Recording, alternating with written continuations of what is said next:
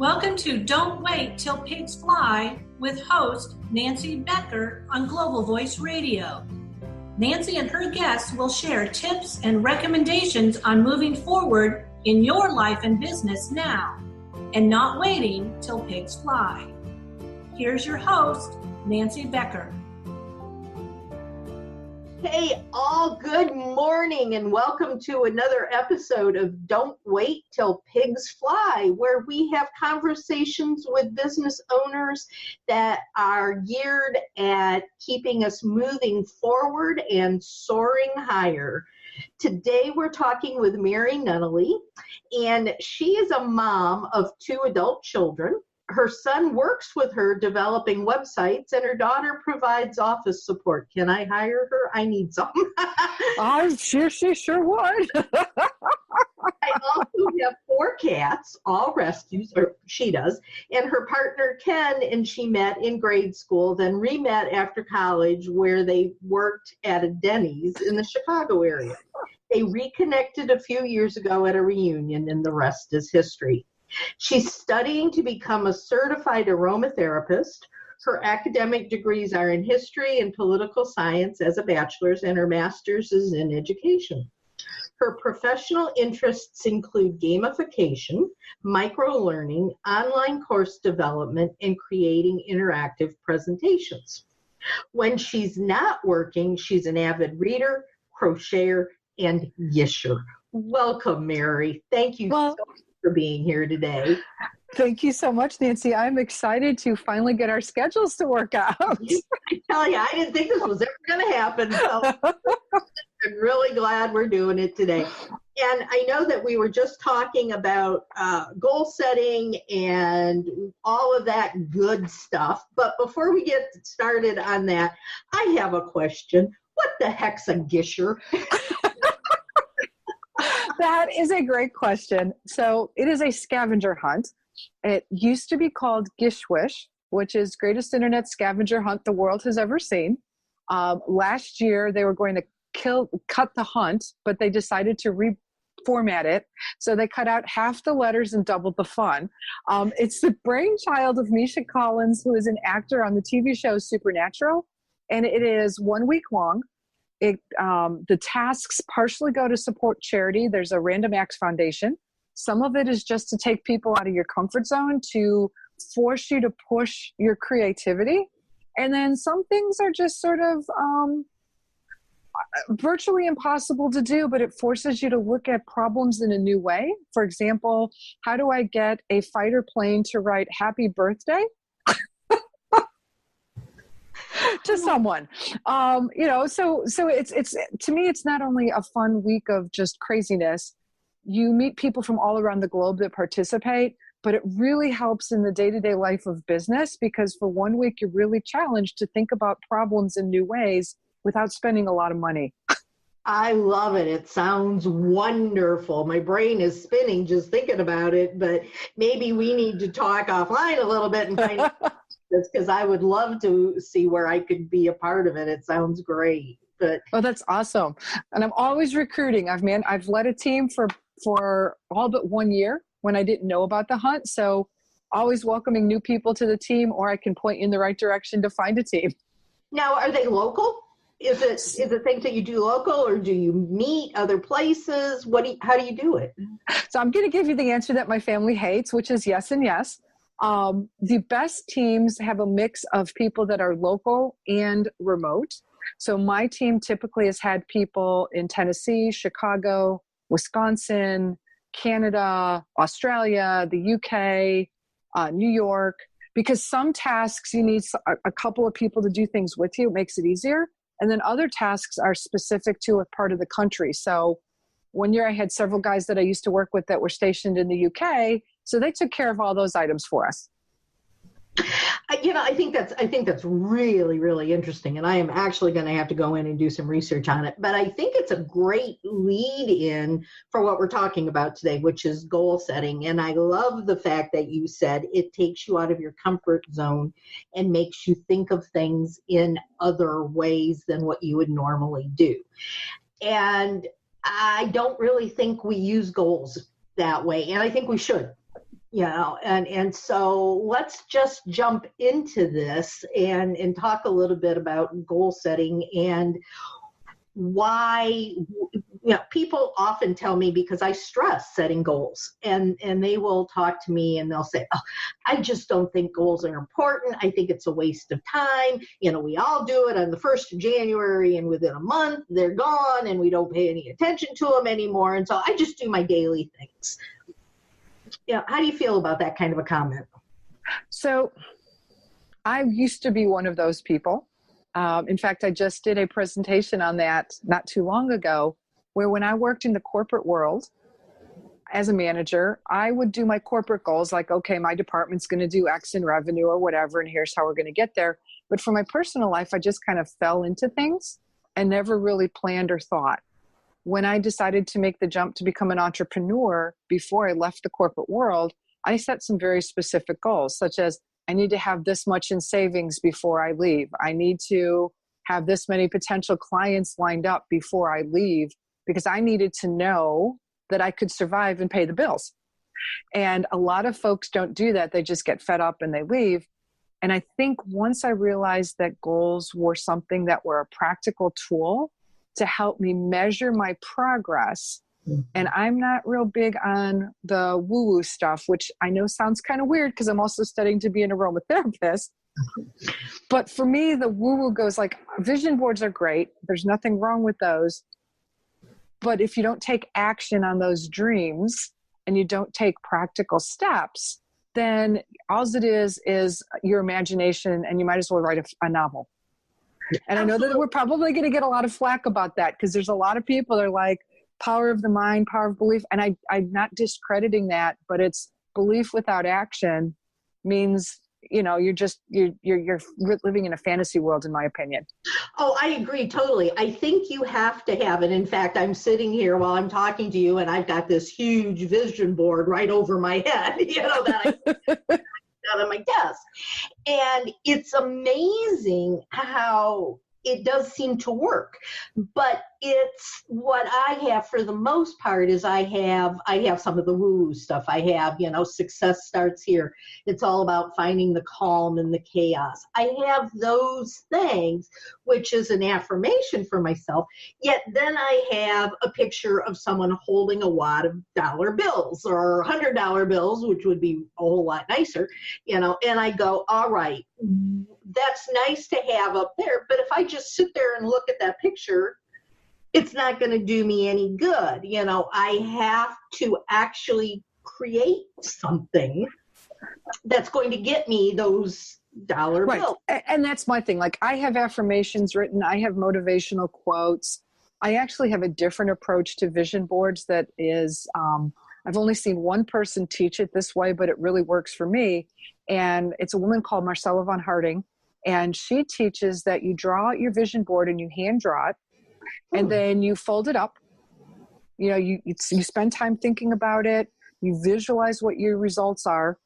There's a few other steps in there that I won't get into right now because that's a whole class on vision boards. But then you fold it up, you stick it in a notebook, and then you come back to it in a year, which is totally opposite of what most people teach. What I can say is I did that for the first time about 6 months ago, and I've already manifested 2/3 of what was on that first board, including an Alaskan cruise, which just blew my mind. So I'm going on an Alaskan cruise in June. I did the vision board in like March or April, and I had an opportunity to get a cruise at a just incredible price. And this was when Ken was going through some health issues, and I walked into his room going, "We're going to Alaska." He's like, "What?" Like, I told you I wanted to go on an Alaskan cruise. Here it is. I'm booking it right now. So, and this is totally getting off the subject of goals, but I think this is cool conversation. And that's what these podcasts are all about, is talking about interesting things. And with my first vision board, I had pictures of a convertible. I wanted a new car and I wanted a convertible. I had a picture of a house. I wanted to own my own house. We had bought one about 7 years ago, and then my dad got really, really sick, and we sold our house and moved in into their basement, and I'd lived in their basement for the last 6 years. So I had a picture of a house. I had a picture of, interestingly enough, a manicure, a beautiful hand all manicured.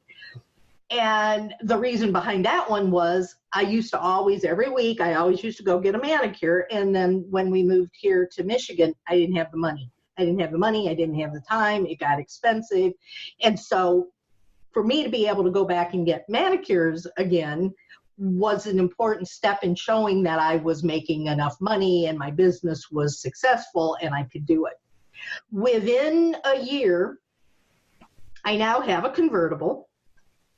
Sadly, my dad died, but left me the house. So now I have a house, and normally I have.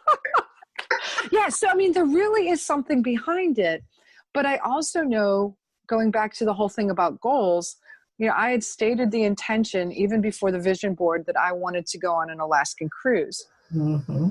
I also set goals when I left my corporate job of, here's how much revenue I need to be bringing in each month to pay the bills, to pay my contractors, and to put money in the bank for other things. So if I hadn't set those goals and knew that I had that money in the bank to pay for the cruise, even though that opportunity came to me, however it came to me, if I hadn't had those financial goals in place and wasn't meeting them, I still wouldn't have been able to take advantage of that opportunity. Absolutely. Because, you know, it's an extra X number of thousands to do this. And so I set those revenue goals of, here's what we're going to do in our first month of business. Here's what we're going to do in our second month of business.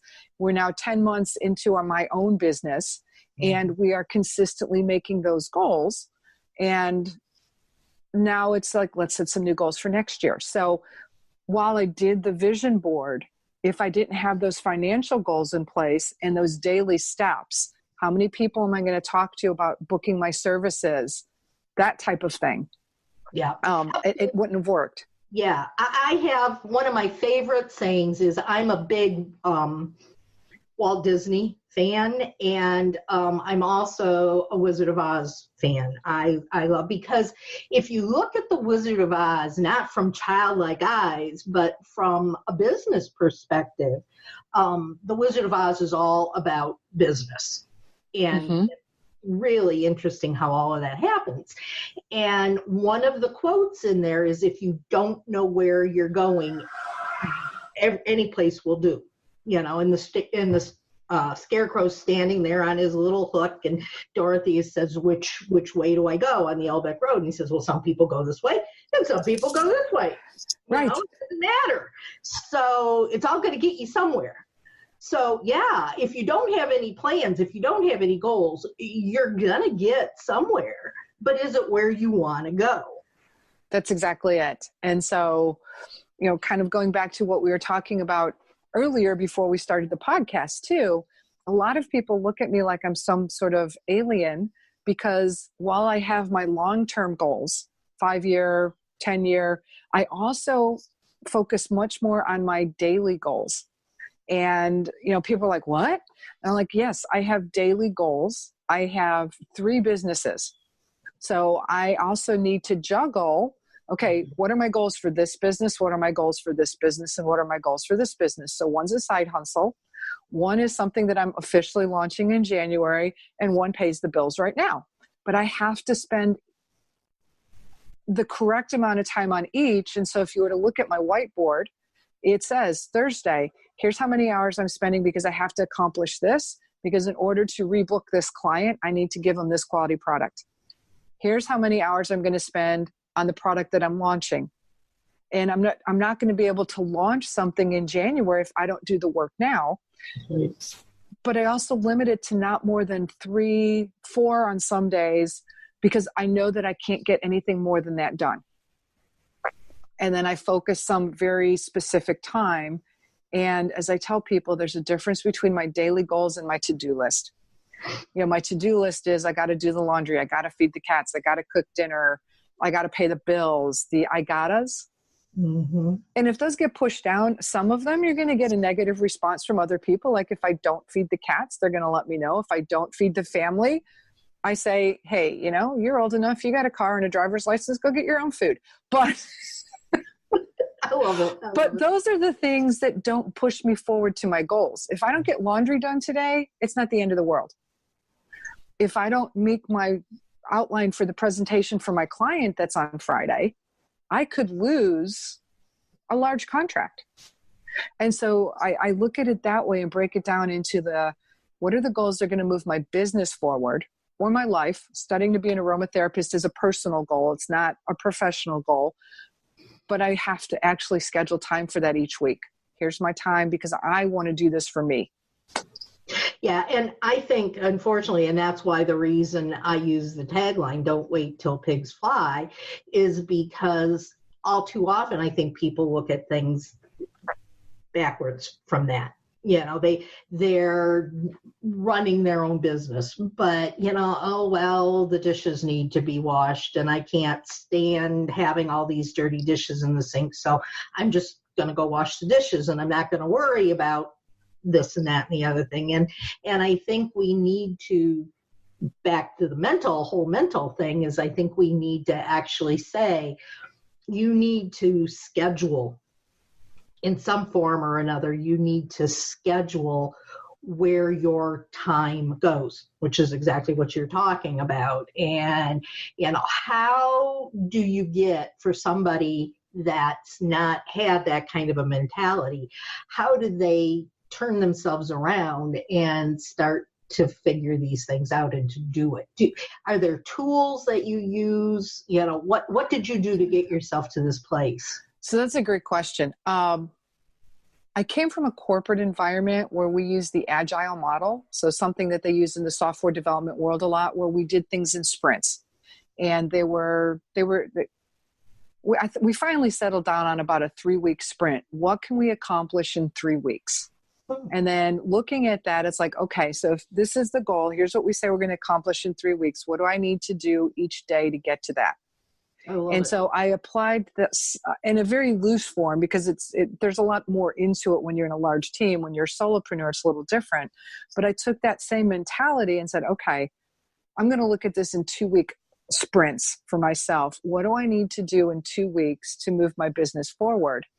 And then from there, I started breaking it down into, well, what are the tasks I need to do?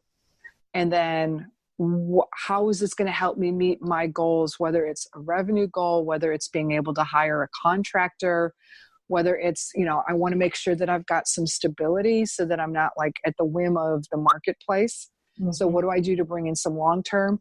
So especially my first couple months in business, a lot of it was marketing and going out and telling people who I am.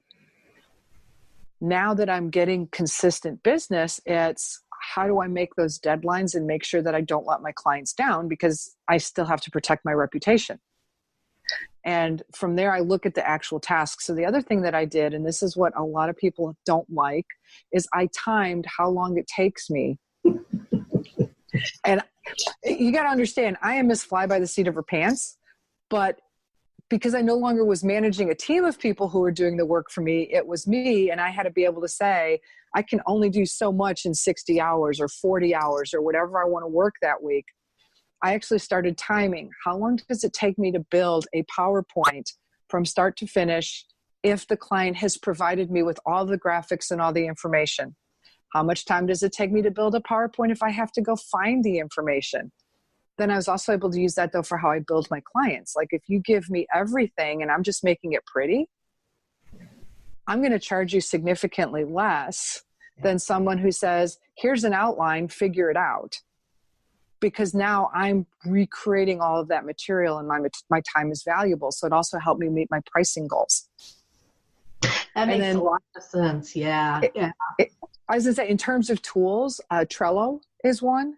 And I also use Google Calendar and Google Tasks. And I color code everything. So I have different colors for every client. My color coding is if it's money making, it's green. If it's social, it's yellow. If it's, something that's not money making, but is marketing the business, it's this color. So then I can also look at my calendar and go, oh, okay, I got a lot of yellows this week. That's good, but I'm not making any money from it. So next week I need to see more green. So I'm a visual person as well. So being able to just look at that and go, uh-oh, there's not enough green on the calendar this week. What's going on?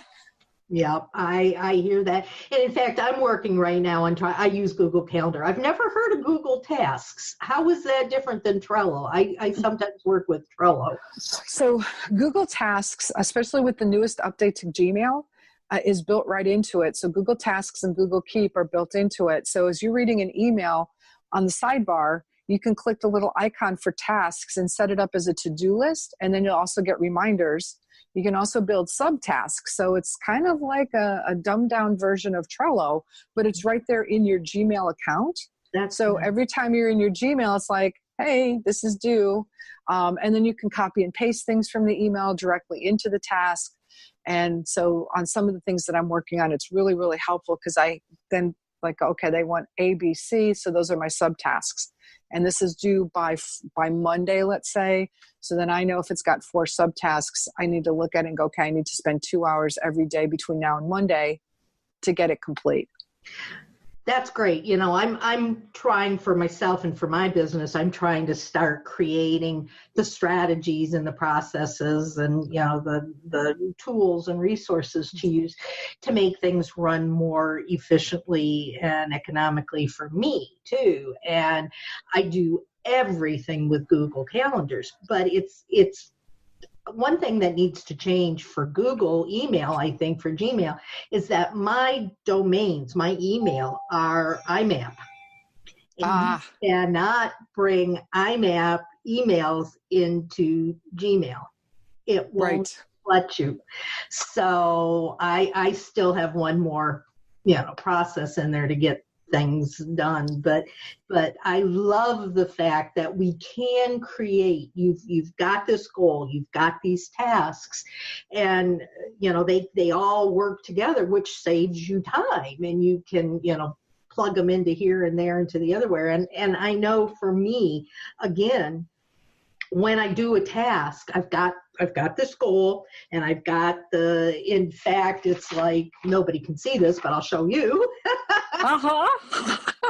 It's the ABC and 1, 2, 3 and all of that down the road. And when I can mark it off, and I always draw a big red line through it when I'm finished with it, and it's, wow, that just makes me feel so good because I've actually accomplished something, so that I know I'm moving ahead towards that final goal. Right. And I think I like to mark things off too. I actually have whiteboards, so I just erase things and go back over it, which in some respects is not so good because I don't have a record of it. But in other respects, it feels very good to just erase something off the list. For myself, though, the big challenge is, and this is where I really developed that mindset of goals versus tasks, was I found myself putting all of these things on my whiteboard or in my calendar for the day that were really tasks, just because I wanted to be able to put that line through it. Mm-hmm. And so when I moved to here's my gottas versus here's what's going to move my business forward, I found that I got a greater sense of satisfaction by focusing on the goals instead of marking things off. But it took me several months to adjust that mindset, because I think most of us find a real sense of accomplishment in being able to go, yep, got that one done. Yep, got that one done, versus, is it really doing anything for my life? Yeah. And I think, and I don't know why, but I know it's for me too, there's a couple of things out there that are on my to-do list and my, you know, moving me forward list, but I just can't do them. For whatever reason, I just can't do them. And I start to think, oh, I've really got to do this. And I get queasy and, you know, and all that. So I know, because when I talk to my clients, I tell them, I don't know how many times I've talked about, we have to figure out time management. You know, we have to figure out how long does it take you to do something. And the other day I was telling them, I just want you to write down everything that you do in a week's time. Not to look at this from a time management point of view, but what do you do on a regular basis? Do you do this every day? Do you do it once a week? Do you do it monthly? Do you only do it once or twice a year? And once you've got all of those things down, you can start to look and see what's actually moving you ahead. And then you can also see, well, if I need to do this and I need to do these things underneath it, but I can actually automate these things. I can go into Facebook and create a week's worth of posts, and then I don't have to worry about it. It just automatically does it. So that takes time off of my busy day. Then we kind of back into the time management part of, because they actually have started to see things. But I think it all works together, and you've got to have these goals, because if you don't, you're just going to sit here. And I said just the other day to somebody, I feel like I'm a hamster on the wheel running around and around and around, not getting anywhere. And I realized, well, that's because I'm not doing the things that I know I need to do. I'm just farting around, Right. Well, and that's really interesting, because the other part of it, and I've been giving a lot of thought to this, is when you have those things on your goal list or on your to-do list or whatever you want to call it, and you keep putting it off, sometimes that's a signal that you need to reassess and see if this really is a goal that's meaningful to you, versus something that you're doing because either you think people expect it of you, or if you're in the workplace itself, not as an entrepreneur, it's something that's been told to you, like, this is your goal for the year. And it's like, no, that's not my goal. I don't want to work on that. But I think when we have those, it's a sign. And I don't mean the once in a while, like, I just don't feel like doing this, I want to go take the afternoon off kind of thing. Mm-hmm. But like you're saying, it keeps bubbling up and I'm not making any progress with it. Then maybe it's time to either reframe it and put it in a different way, or look at it and say, is this really still my goal? Or maybe what my vision for my business is or my life is has changed, and I am so attached to this goal, even though I don't want to do it, but I don't want to let it go because what might people think, or, I've told people I'm going to do this. And I struggle with that too. I'm the kind of person that if I start reading a book, I'm going to finish it no matter what. Even if by like chapter 2, I'm like, this is a horrible book. That's not well written. I have no interest in it. It's like, but I started the book. I got to finish it. And I find that happens sometimes with goals too. It's like, well, we told somebody this was our goal. Mm-hmm. And so now we're going to let them down instead of going, what was my, at the time I made the goal, maybe it made sense, but now it doesn't make sense for my life anymore. And so I just have to let it go. So that would be my suggestion though, too, is look at it and go, does this still have the same value? Yeah. Or can I reframe it in a way that maybe it changes a little bit and now I get excited about it again?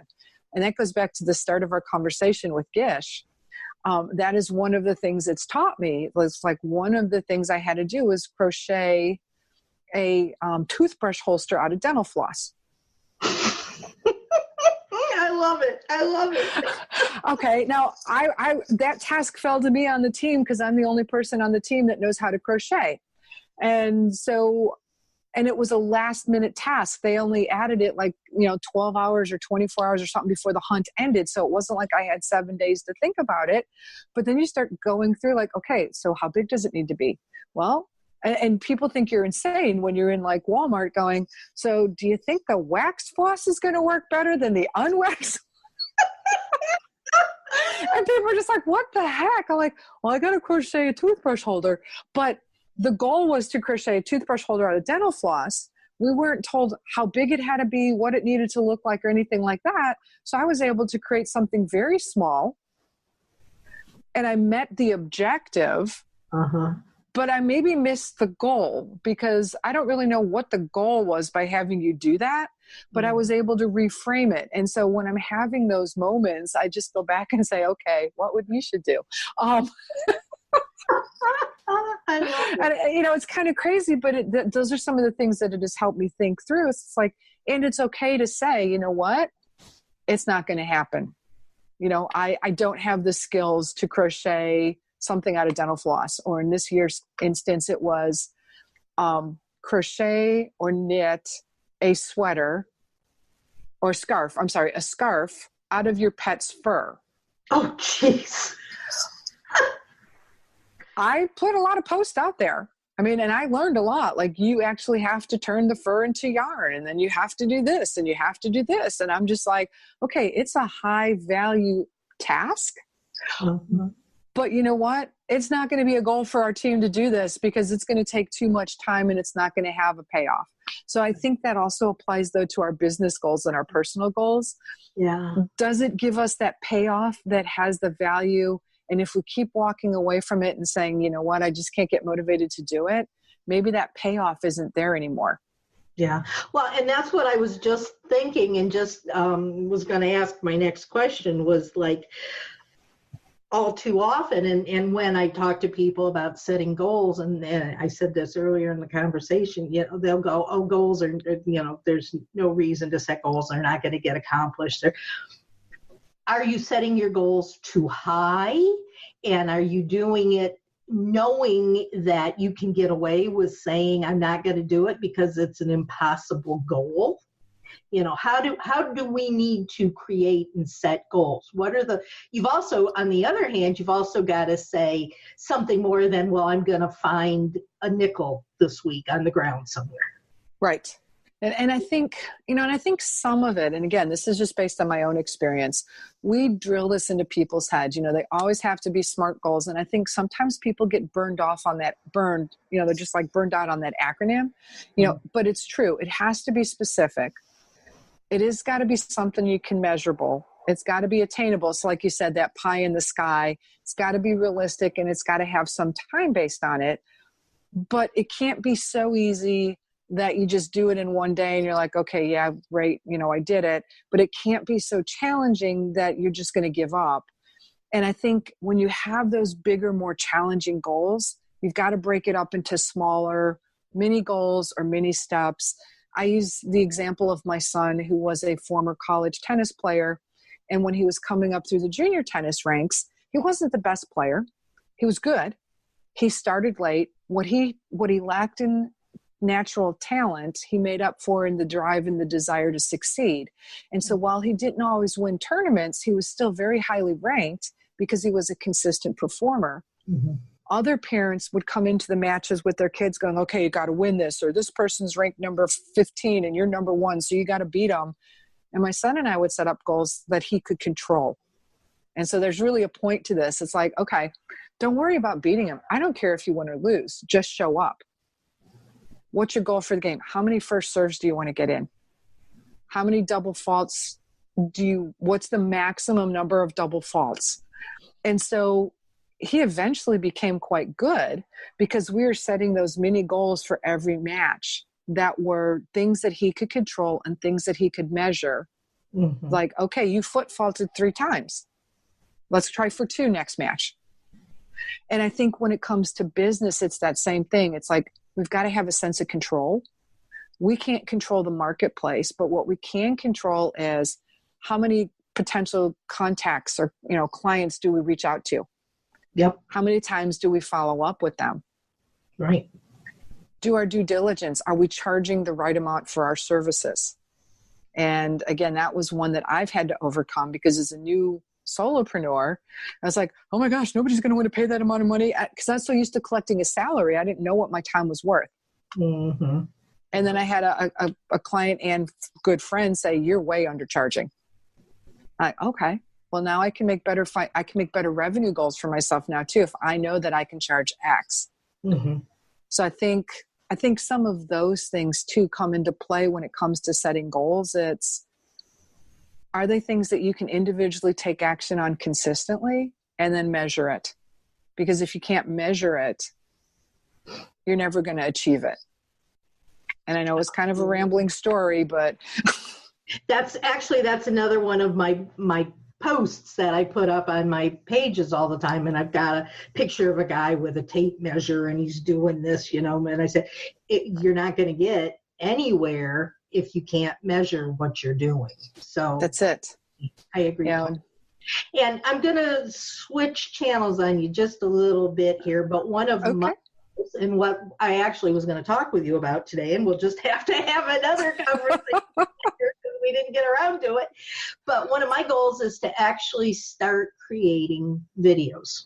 Mm-hmm. And I found a couple of wonderful little pieces of software that allow me to take pictures and other people's videos that are out there royalty free, that you can use and start putting them together and making videos. But one of the things that you do for people is to create videos. Correct.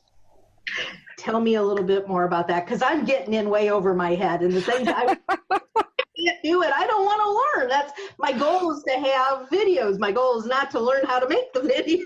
Right. And I think that is a very valid thing. It's just like, there are some things that we as entrepreneurs need to say, I'm going to outsource this because the time and the money that it's going to take me to learn how to do this well. I mean, we can all do videos. There's software out there now that anybody can throw something together. But is it worth do I want it done, or do I want it done right? And so what I look at when I'm working on videos too is, the first step is talking to a client. What's your vision? What are you trying to accomplish? How long do you want this video to be? And is it mostly going to be words and music and, short video clips, like you said, that come from stock video? Or is this something where I'm going to actually have to bring on a crew of videographers to film it live? Because that affects budget, that affects time, that affects a lot of things. And so those are some of the initial questions I ask people. The next thing is, do you have a storyboard for this? And it doesn't have to be like a, Walt Disney style elaborate storyboard. It can be stick figures on a piece of paper. But I want to make sure that as I'm building that video, it aligns with your vision. So, here's what I'm thinking the video should start with. Here's what I want in the middle. Here's what I want in the end. So having that storyboard is really helpful, I think, to just anybody that you work with that's going to build video for you. And the more detail you can provide in the storyboard, the less it's going to cost you, both in time and money. And the better the output will be with less revisions, because this is your roadmap for the person that's developing it for you. Yeah. And video is a really important part of marketing now, isn't it? Video is huge. In fact, I was in a webinar training class a couple nights ago, and they were saying that Facebook, I think it's Facebook, said that, by 2021-ish, they're going to see more and more moving to their video platform. Like, they've released Facebook Watch, which is their version of YouTube.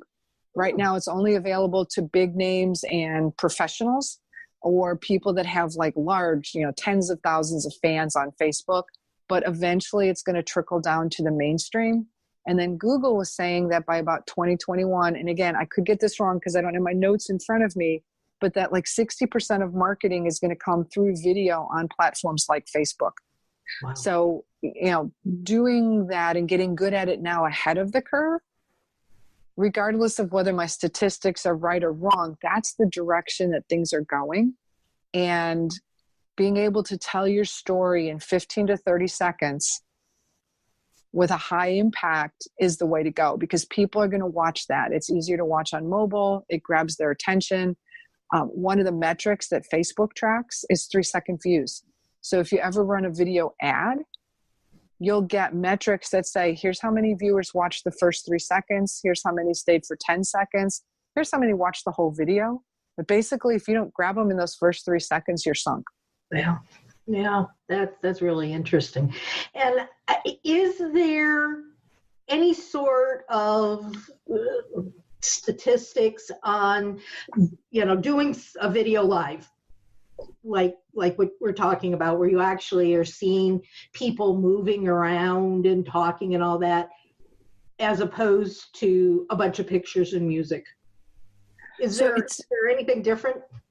There is a big difference. A lot of it depends on what your end goal is. And so again, using Facebook kind of as an example, if you have too many words on a screen and you're trying to run it as a boosted post or an ad, they're most likely going to reject it. Mm-hmm. And so they are, again, also trying to build relationships. And so having still pictures and still images aren't as relatable as having people. Now, that doesn't mean that you can't have a mix, but in terms of just building that relationship with folks. And, if you think back onto television advertising, whether you're watching your TV on Hulu or Netflix or whatever, or on your classic TV, very rarely do you see an ad that doesn't have people in it. Yeah. They might have talking animals, but I mean, there's still, you don't ever see something that's just words and images because people don't pay attention to that. Absolutely. And I am happy to pull up some stats and stuff if you like and send them to you as well. That would be interesting just for my own knowledge, because I'd like to know, because at this point, I don't even know for myself. I mean, I've got a video camera and I suppose I could go out and take video and all that, but I don't know how to do it, and I don't know how to get the video off of the video, because I don't think you can do a good job on a cell phone. Depending on the phone, you actually can do as good, if not better, with the newer versions of the phone. Like I've been reading some stuff that says that the Apple XS is comparable to what a lot of professional video people use. But are there limitations on the length of the video? I know that used to be you could only do little bitty teeny tiny videos that were short. Are there? I've done, I think the longest video that I've done as a recording on my phone was 20 minutes. Oh, wow. The only problem I had was getting it off the phone because it was well over a gigabyte, but I just needed to be patient and it uploaded. So, I'm doing a lot of long form video right on the phone. I also use my tablet. So I just went out and bought some pro gear, as they call it. And so it's a rolling tablet. It looks kind of like an IV stand, but you put your tablet in it.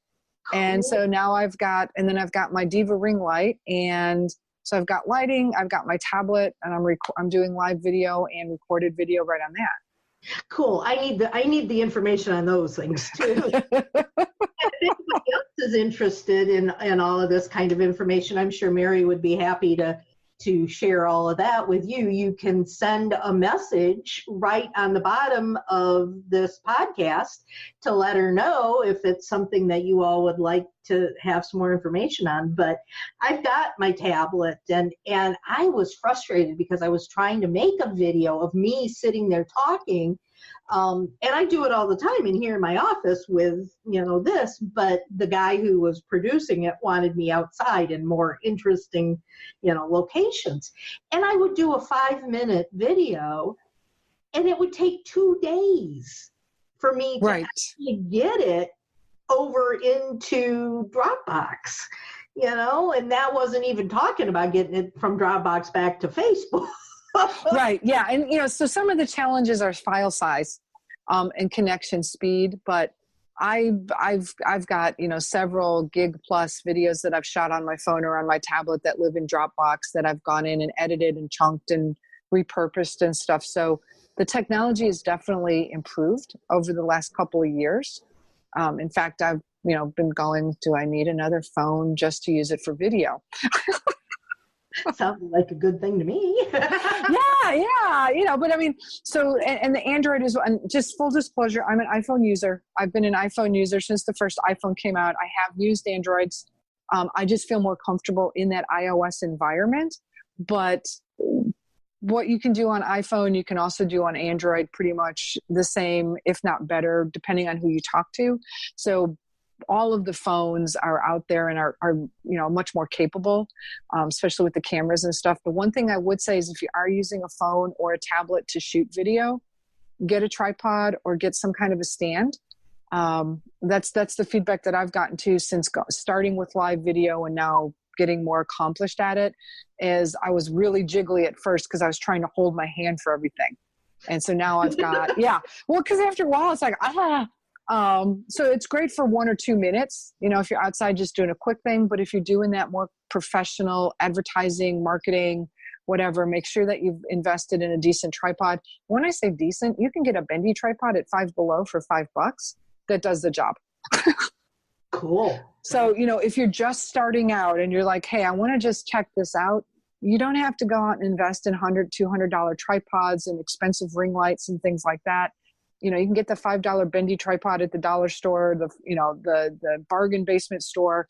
You can get a little clip-on ring light for better projection and lighting, again, for $5 at a bargain store. Then when you find that this is really the mode that you'd like to do, then you start investing in more software or more hardware, depending on what you're doing. Is there a particular software that you would recommend? Okay, you've got your video, you've got your raw footage, and you want to clean it up a little bit. What do you do? I knew that question was going to come. Okay, so I am old school. I am a bi-platform compatible person, so I use Mac and PC. If I am on my Surface Pro laptop, I either use a very old version of Windows Movie Maker for simple editing, because it's got everything I need if I just need to do some basic editing, and it's free. I also have Camtasia, which is a much higher, more, higher ticket value. So if you're just starting out, sometimes like I got a license for Camtasia from Humble Bundle, which if you're not familiar with Humble Bundle, they are a software distributor / charity program. So occasionally they will do software packages, and it's pay what you want. And so at this dollar amount, you get this. At this dollar amount, you get this. You obviously can pay more if you like, but a percentage goes to either the software creators or a charity that they have selected.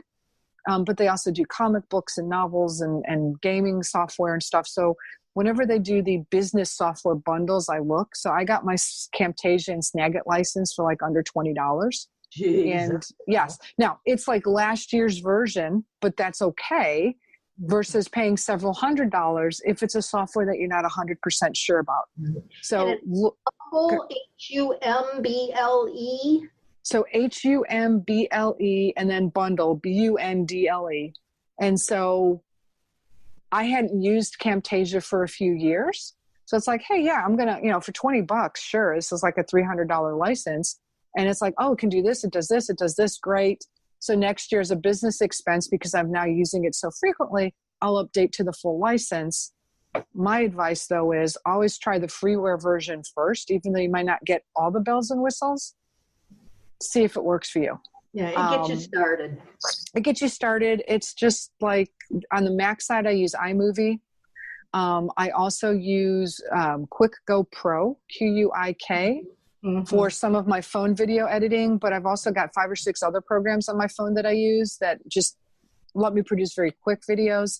I use Biteable, Biteable, for stop motion graphics, where I can drop in my own videos and pictures, or I can use their stock, but it allows me to do cartoon stuff, or it lets me do more real person or geometric shapes or whatever. It's a free version and a paid version. The free version doesn't let you download, and it has their watermark on it. The paid version is still relatively inexpensive. For the amount of video that I create, it's worth it for me to have the license. And then for photo editing, I use GIMP. Ugh. I use Giphy too, but that's for something else. But I use GIMP for photo editing. And that is pretty much everything that you can do in Photoshop, but it doesn't cost. Oh, and it's GIMP? GIMP. Okay, that's great. I will have to check into those things. I use a software. I use Quick a lot on my phone, and I think that's a great little program. But I am an affiliate of it, but the only reason I would ever be an affiliate of anything is because I really like the program and think it works. Right. And it's called Rocketium. Have you ever heard of that? I've heard of it. I haven't played with it yet. Really a good little, because I am totally not video, techie at all. And it's so simple to use. And that's where I plop in the shareware videos and my own pictures and music and everything. And it's really, really simple for those of us who are dummies when it comes to And that's my thing. It's like, we all have to ease into it. I mean, and I am not a videographer. So that's a difference too. It's like, once you video it, I can go in and edit it, but I am not a videographer by trade. So I'm not going to be there doing your video shoot for you. But if you've got somebody that does the video and then you say, hey, I want to turn this into something, that's where I can come in. And again, for my own personal stuff, I use some higher level software as well. But for somebody that's interested in just getting started, the free ones and the ones that I mentioned are a great way to get your foot into the door and go, oh, I can do this. Or, you know what? I could do this, but it's not worth my time to learn how to do this. Yeah. And, that's a decision I think. Come in again at, because we've still got to talk about the one I want done. That's right. And so let's get you through your conference that's coming up, and then we'll get that knocked out for you. But I think, that's the decision that we all have to make as entrepreneurs is, I could do everything, but does it bring the value? Is it worth my time to spend 50 hours learning how to do this? Or, is it worth the $100, $200, whatever, in some cases, $1,000 to have somebody do it for me, but they can do it in 2 days and get it done right. Yeah. Well, and I think too, that part of what we wind up as entrepreneurs, what winds up happening is we're trying to do it all ourselves. We don't have the money. We don't have, the ability to give it to somebody else to do. So we're trying to do it ourselves. We don't know how to do it. We hate doing it. And we get to the point where we just say, well, if this is what business is all about, forget it. I'm going back and getting a job, Right. Or we just sit there and settle for what we've got without thinking out of the box or trying to move up and build our business, because we're so frustrated.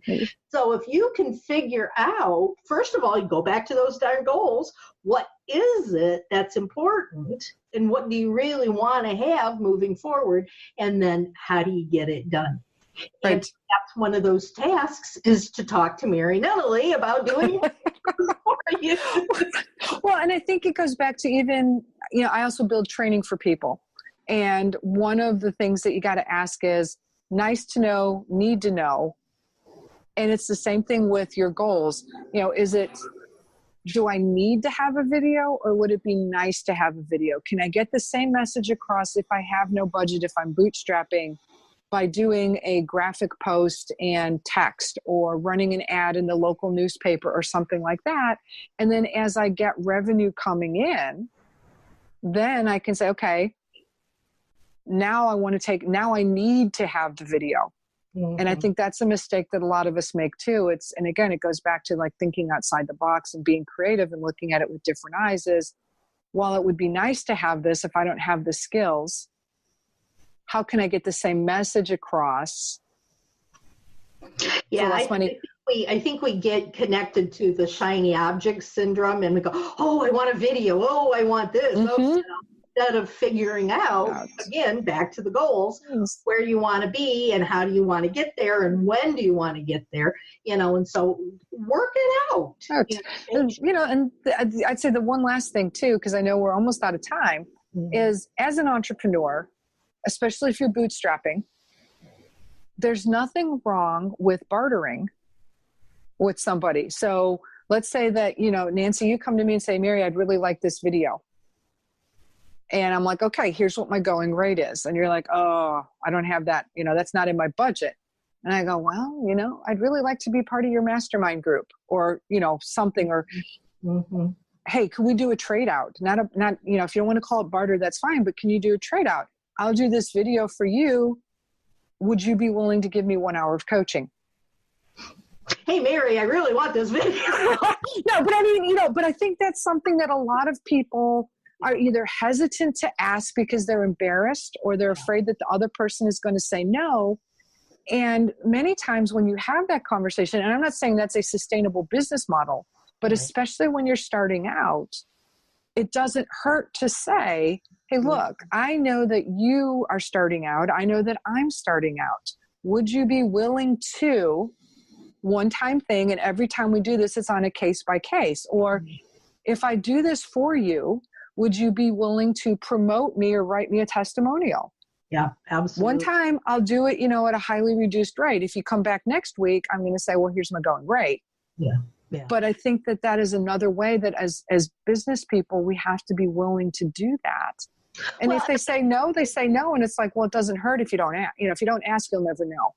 And I think that's a great way to start building the relationship. You get to know me. I get to know you. We get to see how we work together. It may take a little bit of time and energy, and we both get something that we want. Right. And again, I'm not saying this, you're never going to make it successfully if you trade out your services all the time, because at some point you need that cash to pay the bills. Right. But certain things, or even, I don't have the time right now to learn how to do video. I need this by next week. Do you think you could? And I'm like, okay, well, I know that you do X. If I do this video for you, that means I can't do this newsletter that I need to do. Will you do my newsletter if I do your video? Or, and it's got to be similar value. Yeah. It's not like, hey, send me a dozen apples and I'll build unless it's computers in that case. Well, this has just been such a wonderful conversation and so much to think about all the way back to gishing. I could talk to you for an hour about that. So. I'm glad I asked that conversation or that question, because now I've got all new things going through my mind and going, this is really cool. How can I implement things like this? But we are running out of time, and I do want to thank you so much for this absolutely incredible conversation. Is there anything else that you have to tell us before we leave? Okay, so the two things, this is my shameless self-promotion. One is shameless self-promotion and one is about Gish. So if you'd like to see what past people have done with Gish, if you just Google the word Gishwhes, you can see lists of what past scavenger hunts have been, like Google Gishwhes lists, and you can see some of the craziness that we have done over the last several years. The other thing, and this is my shameless self-promotion here, in addition to everything that Nancy and I have talked about, we have a free group right now, and we are launching a paid group in January for families that are interested in learning about science and cooking. So even if you're an adult and you'd like to learn about cooking and baking and some of the science behind it, we have a free group on Facebook. Just search for #SimpleScience. And every week we have short 5 to 10 minute lessons daily, Monday through Friday, about science and cooking. And at the end of the week, you get to make something. So we've had fudge week, we've had cookie week. November, we're going to be doing pies in preparation for Thanksgiving. So if you'd like to learn a little bit about the science of cooking, stop on by to #SimpleScience. That's wonderful. I'll have to put Ed up to it because he says, well, I don't bake. Well, we'll teach him how to bake. That's right. That's right. So along with doing video and building training, I'm also teaching families how to cook. There you go. That's wonderful. How does somebody get a hold of you? If they've heard something here that they really want to know more about. So you can email Mary Nunaley, Nunaley, at lavenderdragonteam.com. I'm on Facebook, Mary Nunaley, so feel free to send me a message on Facebook. I'm also on LinkedIn. I'm on Twitter, but I hardly ever use it. So I would say Facebook, LinkedIn, or email are probably the easiest ways to find me. And, if you want to learn. Nunaley at Gmail, is that your Either there's Gmail or lavenderdragonteam.com, which is my business address. Okay. All right. Wonderful. Thank you so much. And I look forward to talking to you more in the future about some of these things, because I think they're so important for small businesses and entrepreneurs to know and understand. But in the meantime, everybody, if you've enjoyed this, there's lots more other podcasts out there for you to listen to and get resources from. You can find them on Spreaker, iHeartRadio, SoundCloud, and Spotify. Just do a search for Don't Wait Till Pigs Fly. We air on Thursdays at 5 p.m. Eastern Standard Time, and there's lots and lots of good information out there. Please subscribe, download, and send me suggestions for things you'd like to hear about in the future. With that, I will say thanks a lot, guys, and until next time, soar higher. Bye, y'all. Thank you for listening to Don't Wait Till Pigs Fly with host Nancy Becker. Join Nancy every Thursday at 5 p.m. Eastern on Global Voice Radio.